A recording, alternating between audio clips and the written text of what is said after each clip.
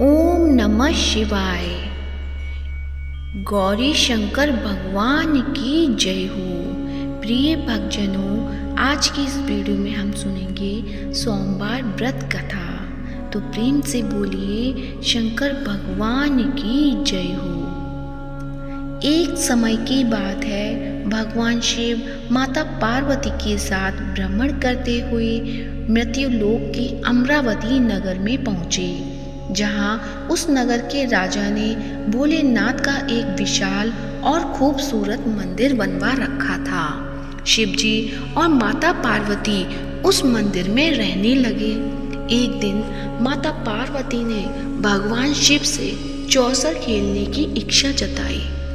तब भगवान शिव माता पार्वती के साथ चौसर खेलने बैठ गए। जैसे ही खेल प्रारंभ हुआ, वैसे ही उस मंदिर का पुजारी वहां आ गया।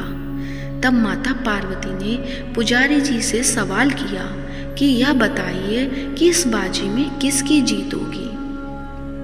तब ब्राह्मण ने कहा कि इस खेल में महादेव जी की जीत होगी, परंतु ऐसा नहीं हुआ। जीत माता पार्वती की हुई। माता पार्वती ब्राह्मण के झूठी भविष्यवाणी करने की वजह से क्रोधित हो गई और उन्होंने ब्राह्मण को कोढ़े होने का श्राप दिया। इसके बाद शिव और पार्वती कैलाश पर्वत लौट गए। माता पार्वती द्वारा दिए गए श्राप की वजह से पुजारी कोढ़े हो गया। उसकी ऐसी हालत देखकर नगर के स्त्री पुरुष उससे दूर दूर रहने लगे। नगर के कुछ लोगों ने राजा से पुजारी के कोढ़े होने की बात पूछी। जब राजा को पता चला कि पुजारी की किसी पाप के कारण ऐसी हालत हुई है, तो उन्हें पुजारी को मंदिर से निकलवा दिया। इसके बाद कोढ़ी पुजारी मंदिर के बाहर बैठकर ही भिक्षा मांगने लगा। इस तरह से कई दिन बीत गए। तब स्वर्गलोक की कुछ अप्सराएं उस मंदिर में आईं और उस पुजारी से उसके कोढ़े होने का कारण पूछा। पुजारी ने निसंकोच सारी बातें बता दी। तब अप्सराओं ने पुजारी को 16 सोमवार व्रत रखने की सलाह दी। अप्सराओं ने पुजारी को 16 सोमवार व्रत की विधि बताते हुए कहा कि सोमवार के दिन सूर्योदय से पहले उठना, फिर स्नान आदि से निवृत्त होकर स्वच्छ वस्त्र धारण कर लेना। इसके उपरांत आधा सेर गेहूं का आटा लेकर उसके 3 अंग बनाना। फिर भगवान शिव की प्रतिमा के समक्ष घी का दीपक जलाकर गुड़, नैवेद्य, फूल, बेलपत्र, चंदन, अक्षत, जनेऊ का जोड़ा लेकर विधि विधान प्रदोष काल में भगवान शिव की पूजा करना। पूजा के बाद गेहूं के आटे से बनाए गए 3 अंगों में एक अंग भगवान शिव को अर्पित करना और एक आप ग्रहण करना। बाकी अंगों को भगवान का प्रसाद मानकर सभी में बांट देना। इस तरह से 16 सोमवार तक व्रत रखना। फिर 17वें सोमवार को एक पाव आटे की बाटी बनाकर उसमें घी और गुड़ मिलाकर चूरमा का प्रसाद तैयार करना। फिर इस प्रसाद का भगवान शिव को भोग लगाकर सभी लोगों में बांट देना। इस तरह से 16 सोमवार व्रत करने और व्रत कथा सुनने से तुम्हारे सारे कष्ट दूर हो जाएंगे। 16 सोमवार व्रत की विधि बताकर अप्सराएं स्वर्गलोक को चली गईं। पुजारी ने अप्सराओं के कहने अनुसार विधि विधान 16 सोमवार व्रत किया। फलस्वरूप भगवान शिव की अनुकंपा से उसका कोढ़ दोष दूर हो गया। राजा ने भी उसे फिर से मंदिर का पुजारी बना दिया। इसके बाद से वह मंदिर में आनंद से अपना जीवन व्यतीत करने लगा। कुछ दिनों बाद जब भगवान शिव और माता पार्वती उस मंदिर में पधारे, तो स्वस्थ पुजारी को देखकर पार्वती जी ने उससे कोढ़ दोष मुक्त से होने का कारण जानना चाहा। तब पुजारी ने उन्हें 16 सोमवार का व्रत करने की सारी कथा बताई। पार्वती जी ने भी पुजारी से इस व्रत की विधि पूछकर 16 सोमवार का व्रत प्रारंभ किया। पार्वती जी ने ये व्रत अपने पुत्र कार्तिकेय के लिए रखा। दरअसल उन दिनों माता पार्वती अपने पुत्र कार्तिकेय के नाराज होकर दूर चले जाने से बहुत दुखी रहती थी। 16 सोमवार का व्रत करते हुए माता पार्वती ने अपने पुत्र कार्तिकेय के लौटने की मनोकामना की। व्रत समापन के तीसरे दिन कार्तिकेय भगवान वापस लौट आए। तब कार्तिकेय ने अपनी माता से पूछा कि माँ, मेरे इस हृदय परिवर्तन के लिए आपने ऐसा कौन सा उपाय किया था जिससे मेरा क्रोध नष्ट हो गया और मैं वापस लौट आया। तब माता पार्वती ने अपने पुत्र की इस व्रत की कथा सुनाई। उस समय भगवान कार्तिकेय अपने एक मित्र ब्रह्मदत्त के परदेश चले जाने से बहुत दुखी थे। इसलिए उन्होंने अपने मित्र के वापस लौटने के लिए 16 सोमवार का व्रत किया। व्रत के समापन के कुछ दिनों के बाद ही उसका मित्र लौट आया। फिर ब्राह्मण ने कार्तिकेय से इस व्रत के बारे में पूछा। तब कार्तिकेय ने अपने मित्र को 16 सोमवार के व्रत की सारी विधि बता दी।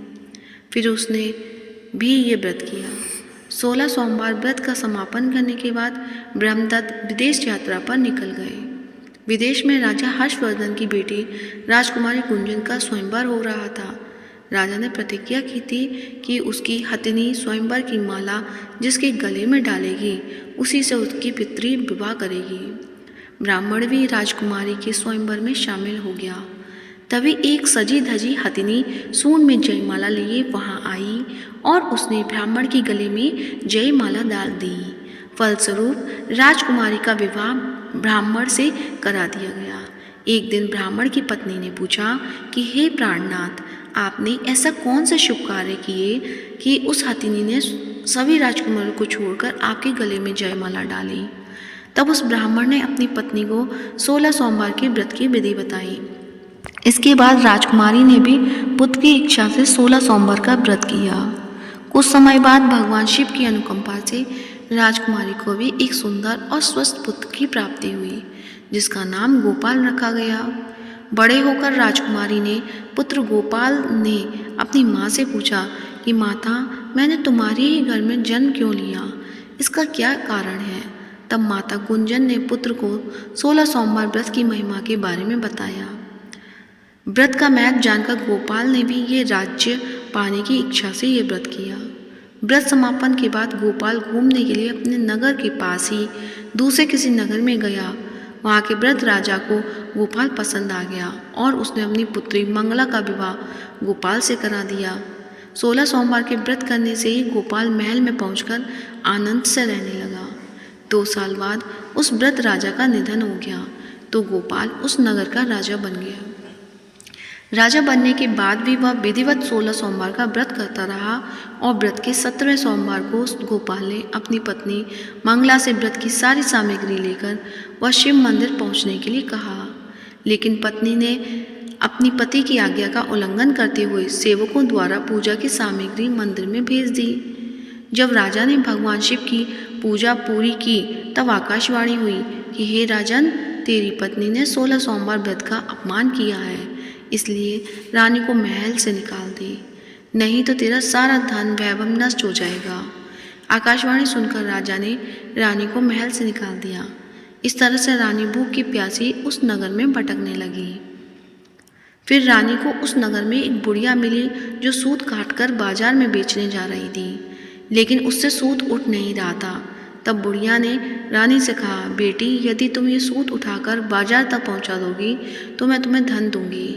रानी ने बुढ़िया की बात को मानते हुए जैसे ही सूत की गठरी को हाथ लगाया तभी जोर की आंधी चली और गठरी खुल गई, जिससे सारा सूत आंधी में उड़ गया।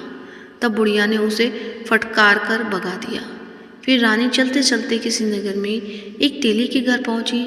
तेली को रानी की हालत देखकर उस पर तरस आ गया, इसलिए उसने रानी को घर में रहने के लिए जगह दे दी। लेकिन तभी तेली के तेल से भरे मटके एक एक करके फूटने लगे। तब तेली ने रानी को मनहूस मानकर घर से भगा दिया। इसी तरह से भूख प्यास से व्याकुल रानी वहाँ से भी चल दी। इसके बाद तब एक नदी पर जल पीकर रानी ने अपनी प्यास शांत करनी चाहिए तो नदी का जल उसके छूके ही सूख गया। फिर रानी अपने भाग्य को कोसती एक जंगल में पहुंची। जंगल में एक तालाब था जिसमें निर्मल जल भरा हुआ था। निर्मल जल देखकर रानी की प्यास और तेज हो गई। रानी तालाब से जल पीने के लिए जैसे ही तालाब की सीढ़ियाँ उतरी वैसे ही उस जल में असंख्य कीड़े उत्पन्न हो गए। रानी ने अंत में दुखी होकर उस गंदे जल को पीकर ही अपनी प्यास शांत की। इसके बाद जब रानी ने एक पेड़ की छाया में बैठकर कुछ देर आराम करना चाहा तो वह पेड़ सूख गया। रानी जैसे ही दूसरे पेड़ के नीचे जाकर बैठी, वो भी सूख गया। वन और सरोवर की यह दशा देखकर उस वन के ग्वाले बहुत हैरान हुए। ग्वाले उस रानी को मंदिर में पुजारी जी के पास ले गए। रानी को देखते ही पुजारी जान गए कि अवश्य ही किसी बड़े घर की है, किसी पाप के कारण ऐसे दर दर भटक रही है। तब पुजारी ने रानी से कहा, पुत्री तुम इस मंदिर में रहो, भगवान की कृपा से कुछ ही दिनों में सब ठीक हो जाएगा।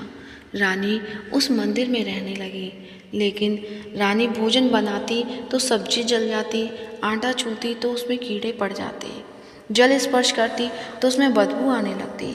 पुजारी भी रानी के दुर्भाग्य से चिंतित होते हुए बोले कि हे पुत्री, अवश्य ही तुझसे कोई अनुचित काम हुआ है जिसके कारण तेरी ऐसी दशा हुई है। पुजारी की बात सुनकर रानी ने सारी घटना बता दी। पुजारी ने कहा कि अब तुम चिंता नहीं करो, सच्चे मन से 16 सोमवार की व्रत करना शुरू कर दो। पुजारी की बात मानकर रानी ने ये व्रत प्रारंभ कर दिए। जब रानी ने 17वें सोमवार को विधिवत व्रत का समापन किया तो उधर उसके पति को रानी की याद आई। राजा ने तुरंत अपने सैनिकों को रानी को लाने का आदेश दिया। रानी को ढूंढते हुए सैनिक मंदिर में पहुंचे और रानी से वापस लौटने के लिए कहा। तब पुजारी ने सैनिकों से रानी के वापस जाने के लिए मना कर दिया।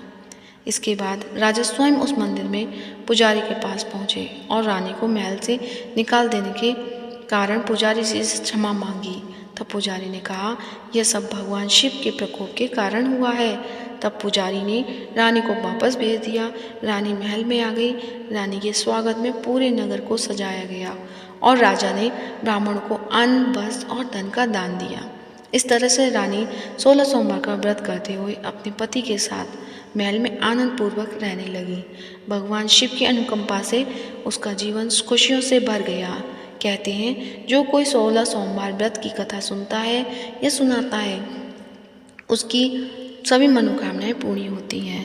तो प्रेम से बोलिए, शंकर भगवान की जय हो, गौरी माता की जय हो।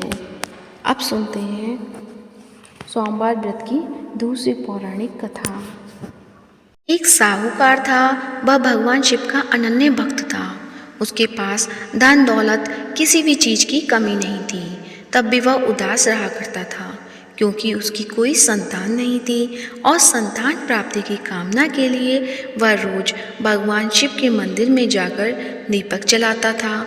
साहूकार के भक्ति भाव को देखकर एक दिन माता पार्वती ने भोलेनाथ से कहा कि प्रभु, यह आपका अनन्य भक्त है, इसके सभी कष्टों को अवश्य दूर करना चाहिए। शिव जी बोले कि हे देवी, इस साहूकार की कोई संतान नहीं है, यही इसके दुख का कारण है। माता पार्वती ने कहा कि हे ईश्वर, कृपा करके इसे पुत्र का वरदान दीजिए। तब भोलेनाथ ने कहा कि हे पार्वती, इस साहूकार के भाग्य में संतान का योग नहीं है। अगर इसे पुत्र प्राप्ति का वरदान मिल भी गया तो वह केवल 12 वर्ष तक जीवित रहेगा। इसके बाद भी माता पार्वती नहीं मानी और बोली, प्रभु, आपको इस साहूकार को पुत्र का वरदान देना ही होगा, वरना भक्त क्यों आपकी सेवा पूजा करेंगे। माता पार्वती के बार बार कहने से भोलेनाथ ने साहूकार को पुत्र का वरदान दिया, लेकिन यह भी कहा कि पुत्र केवल 12 वर्ष तक ही जीवित रहेगा। साहूकार ये सब बातें सुन रहा था। ये सुनने के बाद वह पहले की तरह भोलेनाथ की पूजा अर्चना करता रहा। वरदान के प्रभाव से 9वें महीने में साहूकार को पुत्र की प्राप्ति हुई। परिवार में खूब खुशियां मनाई गईं, लेकिन साहूकार पहले की तरह ही उदास रहा और पुत्र की कम आयु का जिक्र उसने किसी से भी नहीं कहा। जब पुत्र 11 वर्ष का हुआ तो एक दिन साहूकार की पत्नी ने पुत्र के विवाह के लिए कहा। तब साहूकार ने कहा कि पुत्र अभी पढ़ने के लिए काशी जी जाएगा। इसके बाद उसने पुत्र के मामा को बुलाया और कहा कि इसे पढ़ने के लिए काशी ले जाओ और रास्ते में जहाँ भी रुकना वह यज्ञ और ब्राह्मण को भोजन कराते हुए आगे बढ़ना। वे दोनों इसी तरह करते हुए जा रहे थे कि रास्ते में एक राजकुमारी का विवाह हो रहा था। जिससे राजकुमारी का विवाह होने वाला था वह एक आंख से काना था। उसके पिता ने जब अति सुंदर साहूकार के बेटे को देखा तो उसने सोचा कि क्यों न इसे दूल्हा बनाकर शादी के सारे कार्य संपन्न करा लिए जाएं। इसके लिए राजा ने मामा को बहुत सारा धन दिया। तब मामा बालक को दूल्हा बनाने के लिए मान गया। इसके बाद साहूकार का बेटा दूल्हा बना और जब विवाह संपन्न हो गया तब जाने से पहले बालक ने राजकुमारी की चुन्नी पर लिखा कि तेरा विवाह मेरे साथ हुआ है, लेकिन जिस राजकुमार के साथ तुझे भेजेंगे वह एक आंख से काना है। इसके बाद वह अपने मामा के साथ काशी के लिए चला गया। जब राजकुमारी ने अपनी चुन्नी पर लिखा हुआ पढ़ा तो उसने राजकुमार के साथ जाने से मना कर दिया। तब बारात वापस लौट गई। उधर मामा और भांजे काशी जी पहुंच गए थे। एक दिन जब मामा यज्ञ की तैयारी कर रहे थे और भांजा बहुत देर तक बाहर नहीं आया तो मामा ने अंदर जाकर देखा तो भांजे के प्राण निकल चुके थे। वह बहुत परेशान हुए, लेकिन सोचा कि अभी शोक मनाया तो ब्राह्मण चले जाएंगे और यज्ञ अधूरा रह जाएगा। यज्ञ संपन्न हुआ तो मामा ने रोना पीटना शुरू कर दिया। तभी भगवान शिव पार्वती उधर से जा रहे थे। तब पार्वती ने शिव जी से पूछा कि हे प्रभु, ये कौन रो रहा है? तब उन्हें पता चला कि ये तो वही साहूकार का पुत्र है। तब पार्वती जी ने कहा कि हे प्रभु, इसे जीवित कर दे, नहीं तो रोते रोते इसके माता पिता के प्राण निकल जाएंगे। तब भोलेनाथ ने माता पार्वती से कहा कि इसकी आयु पूरी हो चुकी है। इसकी आयु इतनी ही थी, लेकिन माँ के बार बार आग्रह करने पर भोलेनाथ ने उसे जीवित कर दिया। तब लड़का ओम नमः शिवाय का जप करते हुए उठा। मामा भांजे दोनों ने ईश्वर को धन्यवाद दिया और अपने नगर को लौटे। रास्ते में वही नगर पड़ा, वहाँ राजकुमारी ने उसे पहचान लिया। तब राजा ने राजकुमारी को साहूकार के बेटे के साथ बहुत सारा धन देकर विदा किया। उधर साहूकार और उसकी पत्नी छत पर यह प्रण करके बैठे थे कि यदि उसका पुत्र सकुशल न लौटा तो छत से ही कूदकर अपने प्राण त्याग देंगे। तभी लड़की के मामा ने आकर साहूकार के बेटे और बहू के आने का समाचार सुनाया, लेकिन वे नहीं माने। तब मामा ने शपथ पूर्वक कहा कि तब दोनों को यकीन हो गया और दोनों ने अपने बेटे बहू का स्वागत किया। उसी रात साहूकार को स्वप्न में शिव जी ने दर्शन देकर कहा कि तुम्हारे पूजन से मैं प्रसन्न हुआ, इसलिए तुम्हारे पुत्र को जीवन दान दिया। मान्यता है कि जो भी इस कथा को पढ़ेगा या सुनेगा उसके समस्त दुख दूर हो जाएंगे और उसकी सभी मनोकामनाएं पूर्ण होंगी। तो प्रेम से बोलिए गौरी शंकर भगवान की जय। अब सुनते हैं भगवान भोलेनाथ की आरती। ओम जय शिव ओमकारा, स्वामी जय शिव ओमकारा, ब्रह्मा विष्णु सदाशिव अर्धांगी धारा। ओम जय शिव ओमकारा, एकानन चतुरान पंचानन राजे, हंसानन गरुणासन वृषवाहन साजे। ओम जय शिव ओमकारा, दो भुज चार चतुर्भुज दस भुज अति सोहे, तीनों रूप निरखता त्रिभुवन जन मोहे। ओम जय शिव ओमकारा, अक्षमाला वनमाला मुंडमाला धारी, चंदन मृग मद सोहे भोले शुभकारी। ओम जय शिव ओमकारा, श्वेतांबर पीतांबर बागांबर अंगे, सनकादिक ब्रह्मादिक प्रेतादिक संगे। ओम जय शिव ओमकारा, करके मध्य कमंडल चक्र त्रिशूल धरता, जग करता जग हरता जग पालन करता। ओम जय शिव ओमकारा, ब्रह्मा विष्णु सदा से जानती अविवेका, प्रणवाक्षण के मध्य ये तीनों एका। ओम जय शिव ओमकारा, त्रिगुण स्वामी की आरती जो कोई नर गावे, कहत शिवानंद स्वामी भजत हरि हरियामी, सुख संपत्ति पावे। ओम जय शिव ओमकारा, पर्वत सोहे पार्वती शंकर कैलासा, भांग धतूरा का भोजन भस्मी में बासा। ओम जय शिव ओमकारा। जटा में गंग बहत है गल मुंडल माला, शेष नाग लिपटावत ओढ़त मृग चाला। ओम जय शिव ओमकारा। काशी में विराजे विश्वनाथ नंदी ब्रह्मचारी, नित उठ दर्शन पावत महिमा अति भारी। ओम जय शिव ओमकारा। ओम जय शिव ओमकारा। स्वामी जय शिव ओमकारा। ब्रह्मा विष्णु सदा शिव अर्धांगी धार। ओम जय शिव ओमकारा। तो प्रेम से बोलिए शंकर भगवान की जय हो। आज की वीडियो अच्छी लगी है तो इसे लाइक कीजिए, ज़्यादा से ज़्यादा शेयर कीजिए और चैनल पे नए हैं तो चैनल को सब्सक्राइब जरूर कीजिए। और कमेंट बॉक्स में भगवान भोलेनाथ की जय हो, माता पार्वती की जय हो, गौरी शंकर भगवान की जय हो अवश्य लिखें। हर हर महादेव।